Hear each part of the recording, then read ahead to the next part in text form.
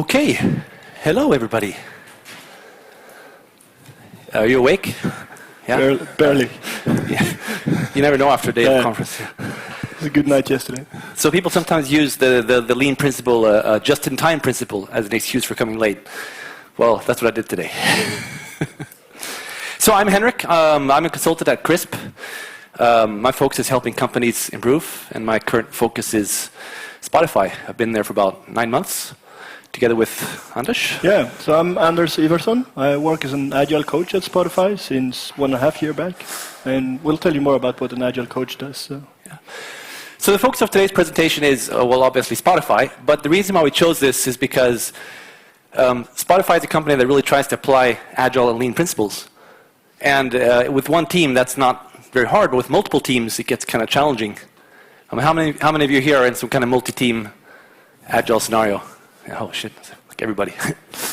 Anyway, we've been experimenting a lot with how to make this work in practice, and we've learned some stuff. And we figured that we'd share kind of what we learned. We have a model that kind of works fairly well, and maybe some of these ideas will be applicable in your environment. Cool. Right? Yeah. So we already assume that you know what Spotify is, and so we're not going to talk about the products or the service as such. We just want to give music to everyone, basically. Right music for right moment all the time. And we do that through, so you all know the desktop player, but we also have all the mobile clients, we have the web player, and we just hardware integration. So we do a lot of stuff, basically. And we want to keep doing that. So we're growing really, really fast. And we've been growing since we launched the company 6-7 years ago.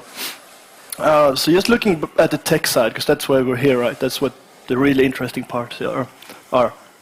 It's been growing insanely fast. So 3 years ago, it was 30 developers, and they were all based in Stockholm in one office, just hacking away on the desktop player, basically. And that was it. And we as a company wanted to do more. So we want to build really, really good stuff, really good products, and we want to do it really fast. So we were growing. We were growing really fast. And today we're more than 250 engineers at Spotify. And we're not growing just because it's fun. We grow because we want to build really, really good products and want to reach out as fast as possible with all our great products and ideas. And so we're growing across the world. We were based only in Stockholm. Stockholm is still our main office.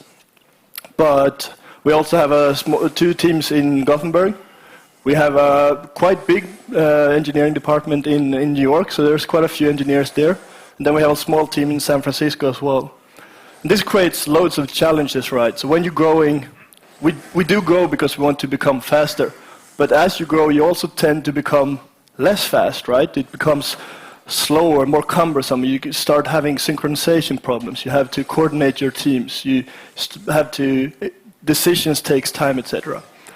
So our goal all the time is to become faster. And to do that, we've used autonomy as our guiding principle. So we always strive towards higher autonomy. And that's autonomy from individual point of view. So individuals should be empowered and feel control over their own situation. But it's also autonomy for the squads or for the teams. And also on higher levels.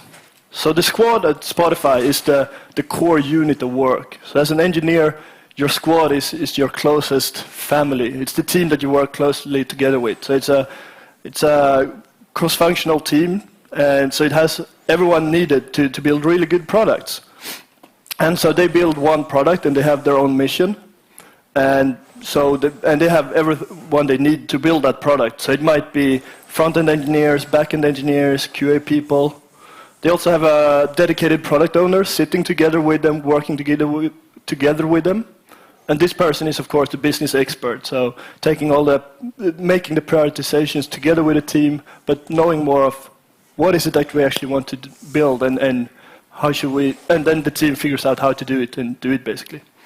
Every team also has an Agile coach. So people like me or Joachim here or Matthias somewhere here.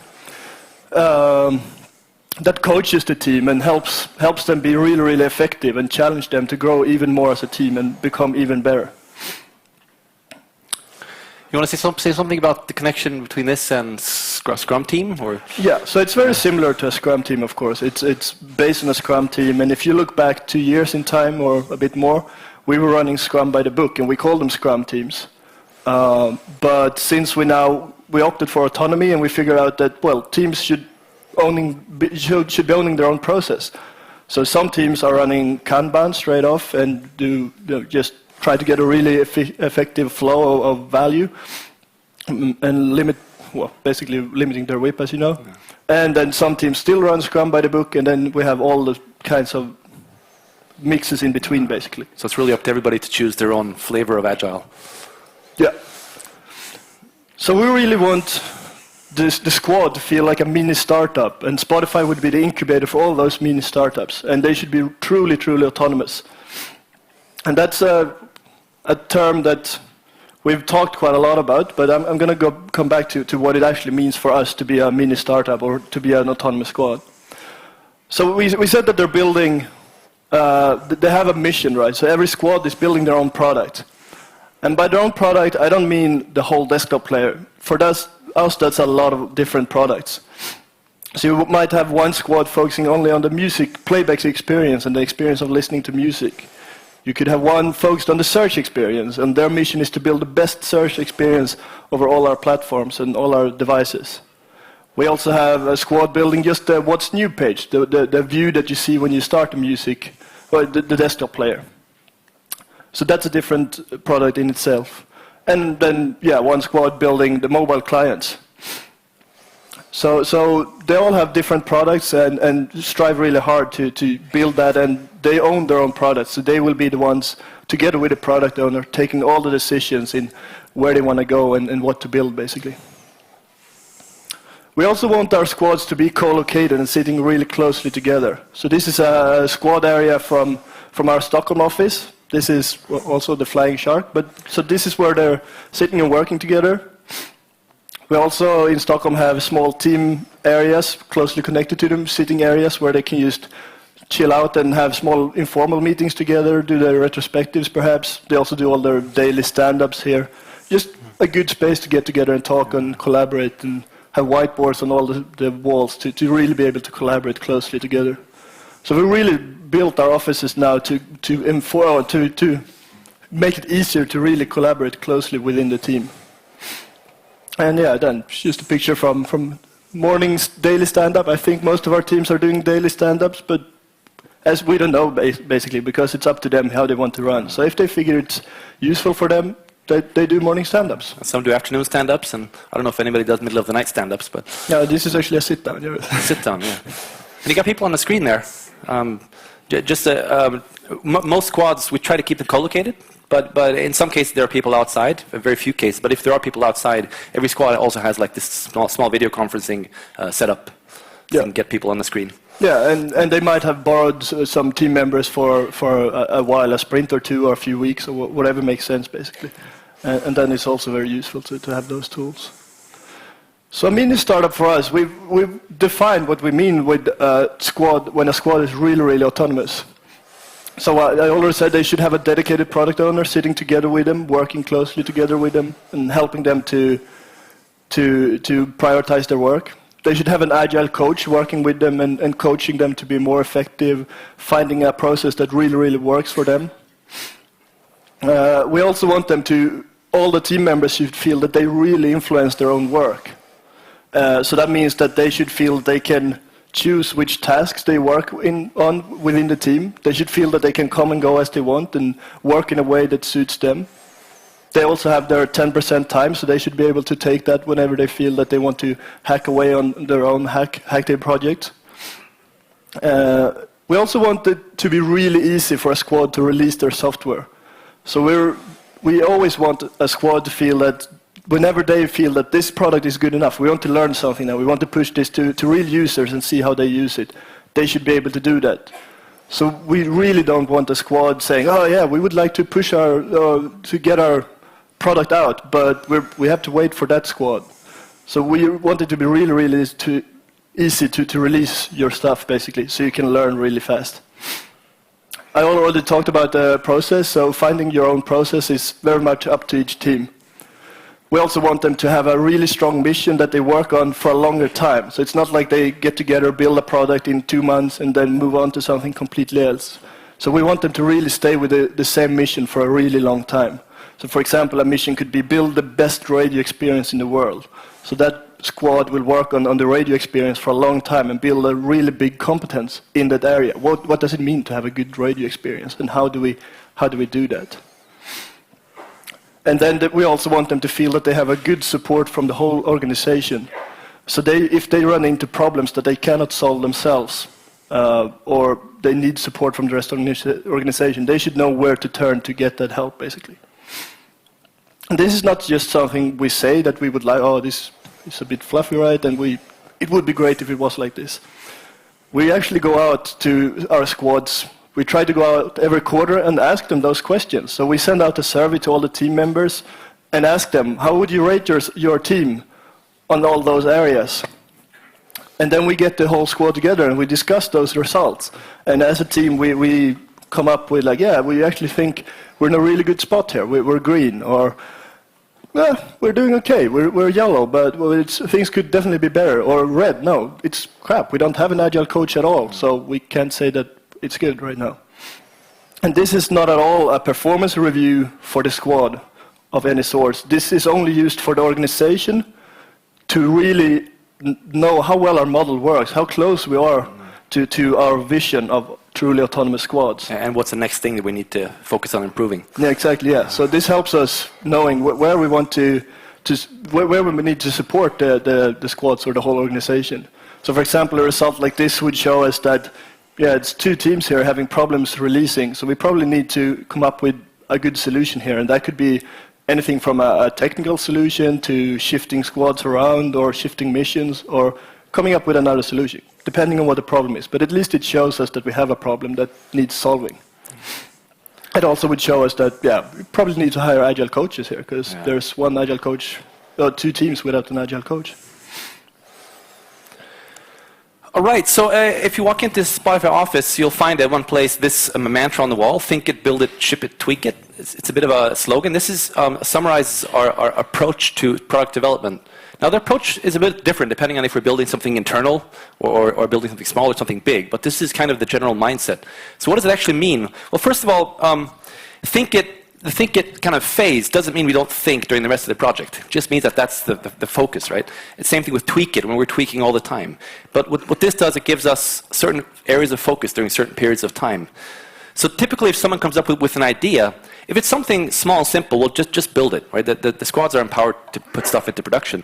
But if it's something bigger, which might require a bigger effort, we want to be a bit careful. Also, we don't want to spray the client with hundreds of features. Even if they're all really good, it'll get messy for users. So we want to be a bit careful about what we actually put out there. So that's why we have this idea of the think it phase, which is pretty much figure out, why do we want to build this? What do we hope to change in the world? How do we expect user behavior to change? So we set up like a hypothesis. And actually, we try to make it measurable. How many more users do we think we'll get? How much more music will they listen to when we build this? And we often build prototypes. So instead of building the actual product, we build something simple, a prototype. Maybe the first version is a paper prototype, and then a runnable prototype. But the whole idea is to verify, does this seem like a good idea to build? So what's the cheapest possible way that we can find out if this product is actually worth doing? And if it feels like this is a sensible thing to build, then we build it, but we don't build the whole thing. We build the so-called MVP, which is one of the lean startup buzzwords, which pretty much means the smallest possible thing that will actually be useful to users, so we can get feedback. So for example, in the radio case, the slogan or the narrative for the mobile-free radio was, radio you can save. That turned out to be the thing that people wanted, radio that you can save. Cool. Okay, so what's the smallest thing we can put out there that allows people to play radio and save it?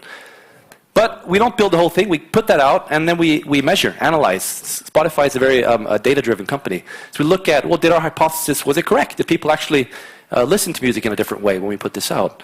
And almost always our hypothesis will be a little bit wrong. We'll need to tweak and make changes and gradually improve the product. And as we do this, we don't putting it live doesn't mean big bang rollout. It means putting it out to just a few % of all the users in the world. So maybe just you 5 out here, right, in this room. And you would get this new release, and then we would observe your behavior. And based on that, we would tweak. until we get to a point where, hey, this product really delivers. It does exactly what we want to do. People love it. It's great. Now let's crank it out, right? And that also gives us time to gradually adjust infrastructure, check performance needs, and all these things. Yeah. So this is just a high-level framework. Yeah, and so depending on the product and the squad, this process might be anything from, a few days. I've seen squads rotating over this several times a week. And then others do this in 4 months, if it's a major project and perhaps something that we have several squads collaborating on. So So the key thing is, these aren't handoffs, though. A squad sticks with the product all the way, on basically till it's shut down, right? Till the end of life. A squad, it's a long-term thing. We don't hand off things between squads. Yeah. So we talked about the squad being the core unit and where all the work happens, and that worked really well until we suddenly had a lot of squads. So we grew really fast, right? And then we one day realized, like, shit, we have 25 squads, something. I think everywhere. We're a lot more than 30 squads right now. And so we figured out that those need support from the organization in different ways. And they start having there's similar challenges and similar missions. So all of those are actually working on infrastructure, and all of those are working on also very similar missions. So we came up with the concept of a tribe. And another goal with this was that when tech, as the whole tech part of the company became more than 200 people, people didn't know each other that well. You didn't recognize everyone by face, and you didn't know everyone's face or name. So that was a big problem, because we really want people to feel that they can really collaborate closely. So we created tribes also to create a smaller context, a smaller family where you really know everyone you work with. And so the tribes are formed around missions. And right now I think we have 6 tribes, and they have anything from 3 squads up to 8 or 9 squads. But we still try to keep them fairly small. So we've settled for the Dunbar number, so less than 150 people, because that's when you can't know everyone that you work with, basically.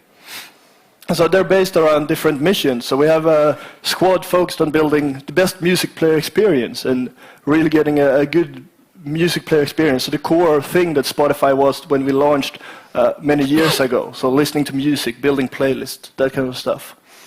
We also have a big squad focusing on building the best infrastructure.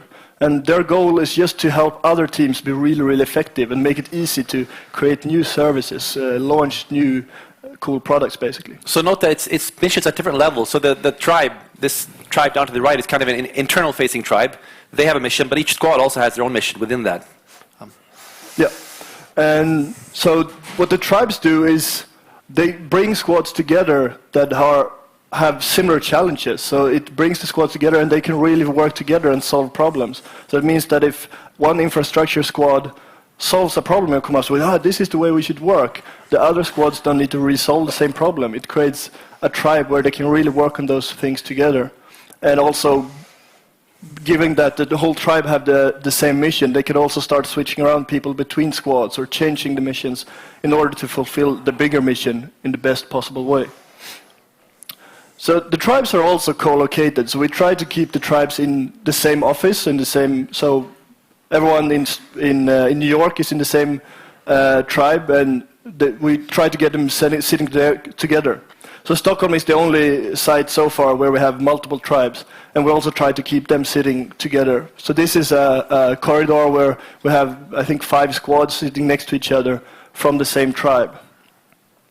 We also have the squads then demoing what they do, like a sprint demo, or whenever they feel that they have something cool to show off. So this is a picture from one of the squads running a small demo for the rest of the squad, but then also people from the rest of the tribe joining in and watching what's happening, basically. We also do tribe gatherings or bigger tribe demos, so basically bringing the whole tribe together and showing off stuff, or sharing learnings, sharing stuff that's really interesting for the rest of the tribe to know. So when we work like this, we want the squads to be really, really autonomous. But that doesn't necessarily mean that we want them to be completely independent. So that's a small difference, right? And because if they were completely independent, they could be their own company. We said they should feel like a mini startup. But if we don't collaborate, we're not using the fact that we are a really big company and can build really, really cool stuff together. So we do have a lot of collaboration going on as well between squads. And that's fine as long as the collaboration works well. And then we tend to call it collaboration. But when it doesn't work well, it's usually called a dependency. And that's less good. So it's usually the same thing. It's just whether it works well or not. And so we track dependencies quite closely because it's one of the things that will slow down a squad the most. And dependency could be a technical dependency. So they've built a system, and we want to use that system. Or they're building a feature that we will need in order to build our cool product here. It could also be a knowledge dependency. They know a lot about this system, and we would like to change it. Or they know this technique, and we want to use it. And it could be organizational dependencies as well. So different sorts of dependencies. But it all comes down to whether the squad can be really effective on its own, or if it's blocked or dependent on other squads for knowledge, technical things, or whatever. So what we started doing is we went out to our squads and really asked them, well, what are the squads that you're working with? Which other teams are you collaborating with or talking to in your day-to-day work? What other services are you using? And we collected all this information, and then we also asked them, for each of those collaborations or for each of those dependencies, how well is it working? Is it not a problem? Is it working well for both of you? Or is it slowing you down? Or is it actually blocking you? Is another team blocking you from working on what you think is the most important for you to fulfill your mission right now? And we also asked them to identify upcoming dependencies. So do you see any problems upcoming or anything in the future that we should be aware of? And doing this has helped us see a lot of patterns and a lot of things that we didn't know of before. And so our goal is partly to remove those dependencies and make squads more independent, but also the main goal is to make sure that we don't have any blocking or slowing dependencies. And so solutions to dependency could be anything. It could be changing services, changing our architecture, shifting squads around. We've had cases of putting a designer on the team for most of the time to break that dependency, things like that. Yeah, exactly. Yeah. And sometimes it's borrowing someone from another team or going to another team and doing an internship for a month so you learn whatever they know, and then you can go back to your own squad and work more autonomously there. We also sometimes come up with organizational support solutions. So, for example, hiring more people to that squad, or moving people around, or asking people to, we need more people in this area. Is anyone interested in joining this squad so we can really help them out, because they're becoming a major dependency or a bottleneck for the company. So that's some of the patterns we started seeing, that, we knew that this squad was a bit of a bottleneck, but now we actually had data that 11 out of our 30 teams were blocked or slowed down by this squad. So they probably needed a lot of support, not just a little, like we thought. It also gave us the understanding that the company is really shifting all the time. So dependencies didn't look the same from month to month. And collaborations changed all the time. So we really don't have rigid structures and having set departments where those squads work together and they work together for a year. This changes all the time. So it's a very network organization where collaborations and the connections change all the time. This is an example of where we've changed mindset a bit. Originally, when we designed the idea of tribes, the idea was, hey, let's make tribes here and all dependencies are inside and no dependencies between tribes. Yeah. It looked very nice on paper. Yeah, exactly. Over time, we learned that it's more complex. So exactly those dependencies between tribes. That was our core idea. We shouldn't have those. The tribes should work really closely together and then have no dependencies to the outside. But in reality, we realized that we actually designed in quite a few of those dependencies by saying that there's an infrastructure tribe working on infrastructure, and then we have a tribe working on platformizing all our clients, basically. And then, of course, feature squads building actual features on top of this infrastructure and on top of those platforms will have dependencies to those teams. They will be depending on the platform changing to fulfill their needs, basically. So we don't try to remove those dependencies, but we definitely try to solve them and make sure that they're good collaborations and not blocking dependencies. So that also means that when you read about scaling Agile, you usually hear stuff like, you should run a scrum of scrums. And we usually don't do that just because we don't have those set collaborations. They change so fast over time. But then again, sometimes we don't. Sometimes we have teams working together for a long time. And then it makes good sense to have a Scrum of Scrum, or bringing the teams together to really synchronize what's happening. So Scrum of Scrum's on demand. Yeah, exactly, yeah. So Scrum of Scrums pop up when it's needed, and usually when more than 4 squads, or 3 or 4 squads or more, work together for more than a month time, I'd say, or 2 months time. Then they start having some kind of Scrum of Scrums or similar things. So this is a picture from this spring when we had a close collaboration between a lot of squads for a longer time. And we found a really good pattern that was that every team came there every day, and they just let the others know what progress they had that affected other teams, and if they had any blockers that they needed help with. And that was the only thing we discussed. So we tracked the blockers. It's really quick, and at least some of the days, really, really good energy in those discussions. Who's designing and refactoring the tribes? That's a good question. We actually had, so the first idea of how we set up the tribes was through discussions with the whole organization, basically. Where do we see, what logical or groupings do we see here between squads? We also had a merging of 2 tribes just recently. And I'm not sure I know the history, but that was also very much based on needs within the tribe, and we saw that they are very similar, and they want to do, they have a very similar mission, and we see that mission coming closer and closer together. So then it made very much sense to merge them and have them solve. But there's no actual role called tribe refactorer or anything like that. It's very organic and kind of hard to track, but it happens a lot. Yeah, exactly, yeah.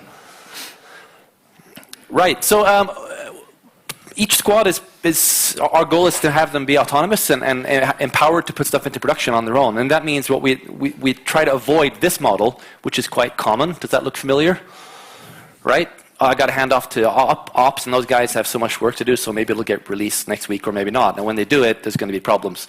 So this is how we don't do things, and we really try. I hope we never get here. Instead, the idea is we do have teams that are kind of like ops teams, but they don't put stuff into production for you. Instead, their job is to, together with the infrastructure squads, their job is to kind of build the highway to make it possible for squads to put stuff into production on their own.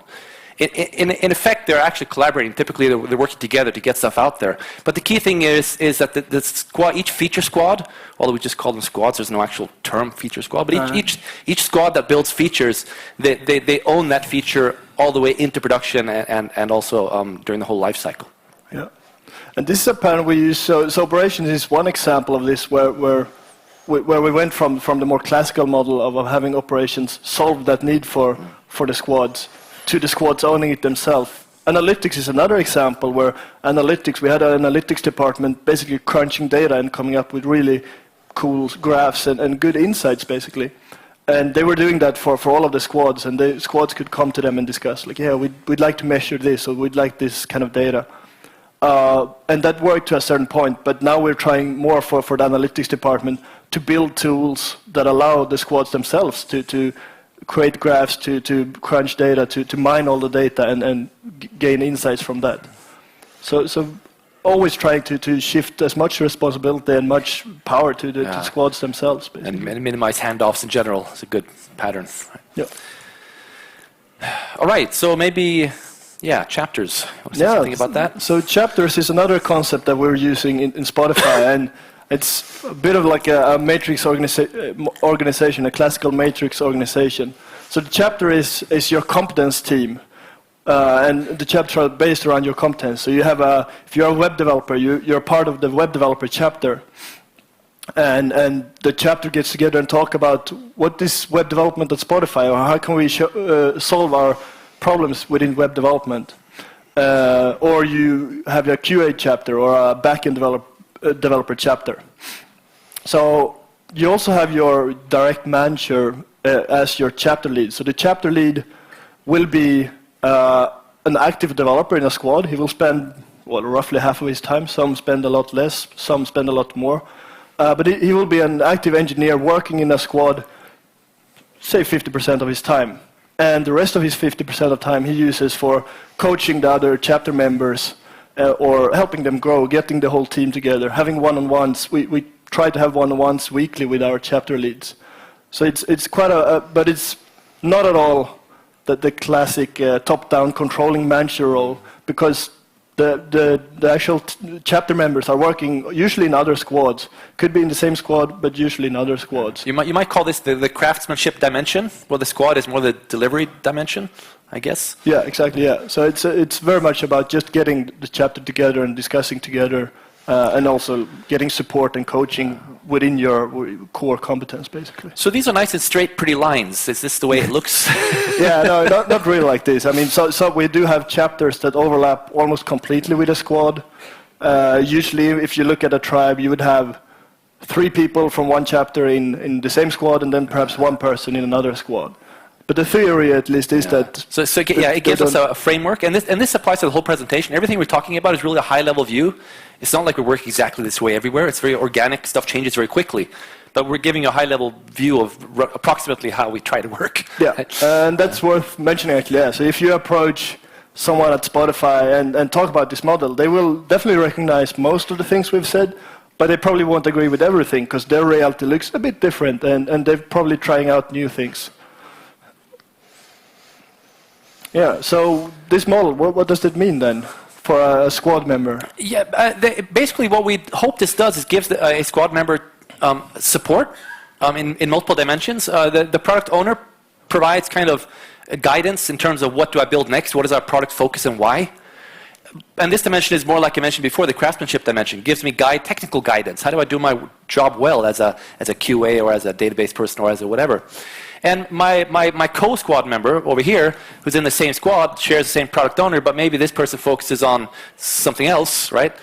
Maybe a testing or maybe a whatever, right? Client work. So that's where he gets guidance in terms of that. Yeah. So product guidance and kind of technical guidance, but then there's a third dimension, which is people like Anders. Exactly, yeah. So we just recently started talking about Dan Pink's model from Drive, where you have mastery, autonomy, and purpose. So basically, the product owner and your squad will provide you with a purpose. What are you doing here from day to day? And then the chapter will provide you with your mastery. You become really, really good at what you're doing. And then agile coaches and the whole setup with autonomous squads provide you with autonomy to really, really change your own reality from day to day and influence what you work on and how you work. So those gives us all those areas. Yes. Right, yeah. So it's just worth mentioning that all those chapters are within a tribe. So you'll have a web dev chapter in one tribe, and if you have web developers in another tribe, that's a different chapter. So it's like a local matrix within the tribe, really. Yeah. And the goal with that is that because the chapter leader is also your manager, so he's the one having one-on-ones with you and setting your salary, he should never have too many people to take care of or supporting too many, because that doesn't work. So we do this in order to keep the chapters fairly small. Usually I think 12 people is some kind of at least informal limit of how many people we have in a chapter. So one thing we noticed doing this as we grew was that, but wait a sec, there's web people here and there's web people over here, and maybe this guy over here is also interested in web stuff, and we're learning and we need to share. So this gave well, through this we designed the concept of the guild. And why do we use all these weird words anyway? Chapter, guild, squad. It's more fun. It's more fun. Mostly it's more fun, but also it helps us, because that means that people don't come up with preconceived notions on what we mean. If we say a department instead of a tribe, they will have a completely different notion on what that entails. So if we come up with our own words, we can at least make up. Yeah, exactly. We can define them at least. So guild corresponds roughly to a community of interest, as opposed to chapter. Chapter is a semi-static thing. You can switch chapters, of course, but you're always a member of one, and it's a pretty clear thing. You know, this is your manager.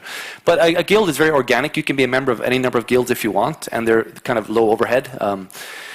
So this might be the web guild, which includes most of the web-related chapters, but there's a few other people, whoever's interested, right? So we have back-end guilds, we have QA guilds, test automation, all kinds of guilds popping up. Yep. So this is an example of when all the web devs met right here in Stockholm to talk about web stuff, our challenges in terms of web development, how do we get better at this, and etc. We do these whole day unconferences, we call them, like an open space type thing. Yeah. And it started to become a pattern that different guilds meet to do their unconference, where they meet and get to know each other, which is maybe the most important part. Exactly, yeah. And this is the Agile Guild when it was fairly small still, where we talk about Agile stuff, coaching stuff, but also about organizational improvement, because our job as coaches is often to help the squads improve. But that also, we see impediments and problems that cut across in multiple squads and multiple tribes. So we've been trying to track these using various formats, such as a board like this. This was our last version of the board, our improvement board. And we had things up there like improvement themes, which are high-level things that we're never going to get done with, but we can always get a little bit better at, such as squad autonomy. And we put up things like definition of awesome, which was pretty much, in a perfect world, what is squad autonomy? Right? We have no dependencies, or all dependencies are perfectly managed. So these are high-level, more like direction rather than a place. And then we had improvement stories, which are one thing we can actually do to get us better squad autonomy. So we were collaborating as coaches. In addition to our squad work, we were trying to do these kind of things in collaboration with whoever needed to be involved, managers or testers or developers. But we noticed after a while that this didn't quite scale for us as we grew. We're in different countries, we're many people. So we're now experimenting with an electronic board using Trello. Exactly, yeah. And so we do a lot of work around how we work with organizational improvement, and this is something we experiment with quite a lot right now, because we figured out that we do have the subsidiary principle that we borrowed from EU, right? That we want to solve problems as locally as possible. So if a squad has a problem and they can solve it themselves, that's perfect. And if a tribe has a problem and they can solve it without getting all the others involved, that's really good. But then the challenge is, of course, that when you solve a problem in a squad or within a tribe, you probably want to share that knowledge with the rest of the organization, so they are not sitting with the same problem or running into the same challenge a bit later. So then it becomes a knowledge-sharing problem. But we also have stuff that will really need to require the collaboration of multiple tribes or people from the whole organization to solve those problems. Like one example that came up recently was test automation. We want to get better at that, and that involves kind of a lot of people in different places. So we put it on this board, and we have a small group focusing on that. Yeah, exactly. Yeah, and you also mentioned UX. So we had a problem where UX used to be their own department or their own group basically working together and then providing design to the rest of tech. And that didn't really work. Not for the UX people because there were way too few and got stressed out. It didn't work for the squads because they had to wait a long time for getting designs, and they didn't collaborate very closely basically. So that was one challenge that we got together and trying out different things right now. So we want to get, as you said, designers into the teams, but also having the designers meet 20% of the time, so one day a week to really sit together and make sure that design is just not spreading. This is the hard thing too, because we're growing. So whatever works well today, tomorrow probably won't work well. So we need to keep changing. And also, when we solve today's problem, we reveal tomorrow's problem. So it's a continuous thing. Yeah. So most tribes have their own version of an improvement board, and then we have this kind of as a catch-all for stuff that doesn't fit into any specific tribe. Yeah. But it's continuous experimentation. We haven't found a perfect model for this. We're still experimenting. Yeah. So we'll get back here again in half a year or a year from now and tell you more about what we came up with. So we have 8 minutes left. We're going to talk a little bit technical architecture and then summarize our key challenges. Yeah. Spotify architecture is extremely interesting. It's highly service-oriented, although we don't use that term so much, but it's over 100 different services, things that are running independently. They're like demons running on their own and communicating through various protocols with each other. But they're basically all independent. And they're maintained independently, and they're released independently, and etc. So how do we avoid getting into a mess? This is a good question, because note that these aren't squads. These are technical components or services. It's not like one squad owns that one, another squad owns that one. Yeah. People are touching code kind of all over the place.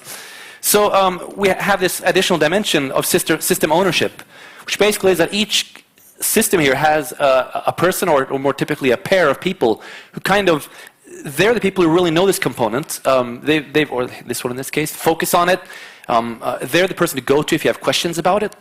Right? They sometimes spend time doing refactoring or documentation or deployment scripts or whatever needs to be done there. However, they're not like a bottleneck. It's not like you have to go to the system owner and ask them to do stuff for you. It's more like a person who acts as a gathering point for work around this system. Yeah, and he usually can tell. So if a squad wants to change a service and they start working with that, they will also let the system owner know this, and that's then the system owner might let them know, like, yeah, that's good, and it's in line where we want to take the system. But you should know also that this other squad is also working on it. So you should probably talk to each other, because right now you're both doing development on the same service, and that might create problems, right? So this is not a separate room with people. These are developers inside squads. They just happen to have this additional role, which they spend some time on sometimes. And some of these systems are operationally critical. Like if this system goes down, the music stops. And that's bad, right? So we don't want the music to stop. So this one's critical. We make sure there's an ops person involved as well. So typically a dev and an ops pair act as system owner for that. They're involved together when there's going to be a release or any major change. Yeah. And if there needs to be a change in how these two services communicate with each other, then typically system owners would be involved in that conversation. Yeah. Right. So we both got the control. Yeah, exactly. Yeah. So what are our challenges? Yeah. So as you said, as a company we're growing really, really fast, and that means that, as you said, our solutions from yesterday will not work tomorrow, basically. So we have to always be on the lookout for new challenges and what's happening. And so right now some of the challenges we already mentioned. We're working on getting UX and tech to collaborate really closely together. We're working on a good way to do organizational improvement in a structured way, so we're solving problems in a good way. We spread the knowledge to the rest of the company. That's also one of our challenges. And we have the tricky balance between squad autonomy, having squads do whatever the hell they want. On the other hand, we want a company with ability to focus, right? And those are at odds with each other sometimes. If all squads can do whatever they want, we might get this big fragmented product. Yeah, exactly. And if we have 100% focus as a company, then we don't have any squad autonomy. So, balance. Exactly. Yeah, and so we don't really want to get into a very top-down controlling mechanism, which is what we try to avoid. But right now we have all the product owners come together and working really closely together in order to create some kind of vision of where we're going and some kind of alignment. Then the squad autonomy is on the other side of that. So it always is a balance for us and something we'll continuously have to balance on, I think. I mentioned that we try to avoid having handoffs, and we don't want to have operations being a bottleneck, but we actually do have some problems with bottlenecking right now. Not so much because of handoffs, but because operations get involved whenever there's important stuff getting released. Yep. And we have 30 plus squads spraying out features like a fire hose. It's hard to keep up. Yep, in fact, as growing, there's always this kind of imbalance problem. Too few designers, too few ops, too few. Always trying to find that right balance. Yeah. Another thing that we've been talking about quite a lot and working on is how do we run big projects at Spotify? We don't do that very often. We want the squads to just work independently and release their own things. But sometimes we want to build something really cool and something new that requires the collaboration of multiple squads. And so by a big project, we usually mean 4 or 5 squads working together for a few months. So for most people, that's still a fairly small project. But for us, that's a big project. And so we're thinking a lot of how do we collaborate good within a big project without getting all the overhead. Overhead. How do we avoid the usual traps of big projects? And Henrik just released a good article on that, actually, that you should check out with some of our ideas on how we do. Yeah, in fact, we should mention that this presentation, there's an article called Scaling Agile at Spotify, which pretty much describes what we just told you. And then there's another one which talks about how we build products or how we try to build products. Yeah, exactly. Yeah. But as we say also, this is just the challenges we have today, and if you come talk to us in half a year, which you should do, we'll probably have completely other challenges and working on completely other things. Oh, do we have a few minutes for questions, or are we? Yes, 3 minutes. 3 minutes for questions. Yeah, go. Yeah. You need to shout. Yeah. Yeah.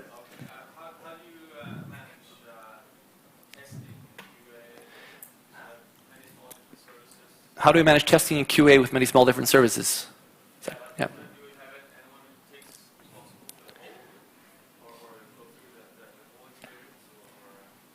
So testing responsibility for the whole.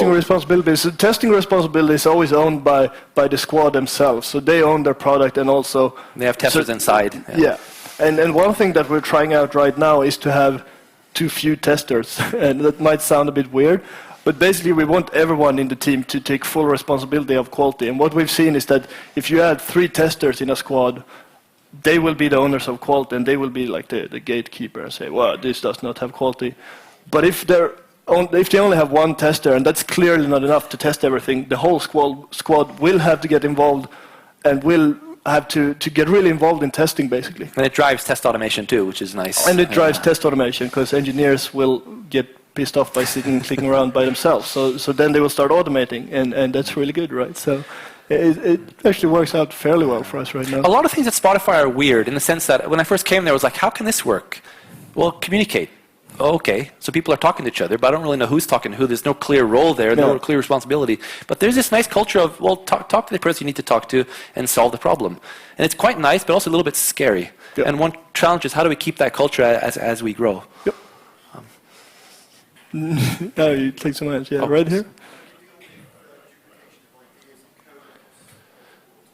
Duplication of ideas and code across multiple autonomies. I'd say it still goes back to what Henrik mentioned. It's a lot about communication, basically. And I think we probably have a few examples of when different squads starting building the same thing. But usually on a product level, there's a good coordination between product owners, and they know fairly well what the others are working on. But when it comes down to more practical solutions, we have seen, like, oh, well, right now we have 2 services being built, or one that's already finished that does almost what they're building here.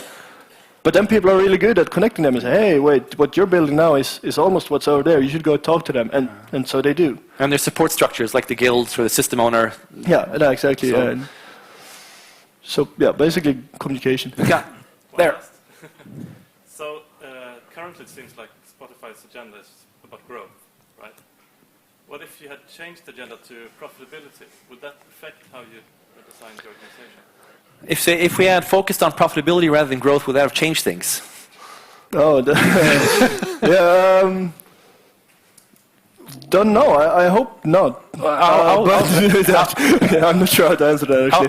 I would say yes, we would stop growing. Then we'd be profitable today, but just not growing. Yeah. So I guess that would change everything. Definitely, yeah. But we believe that there's so much else cool to do out there, and so much more to do. So we don't want to stop growing. This was actually one of the surprises for me when I came in. Also, I came in, I'm like, why there's hundreds of people here? You've already built the damn product. It works. It's what you're done. Does anybody else think that as we showed you the picture of all these people? Like, what are they doing? It turned out that what you see on your computer and your phone is really the first step, a small step on a big journey. Spotify is really trying to change the whole music industry. So it turned out to be a lot bigger than I thought. Yep. It's very interesting. Cool. I think that was the last question, right? Yeah, sorry. We'll be around in the break, so please come and talk to us if you have more questions. So coffee break till 10 past 10, I think. Yeah. Thanks a lot. Thanks. Right.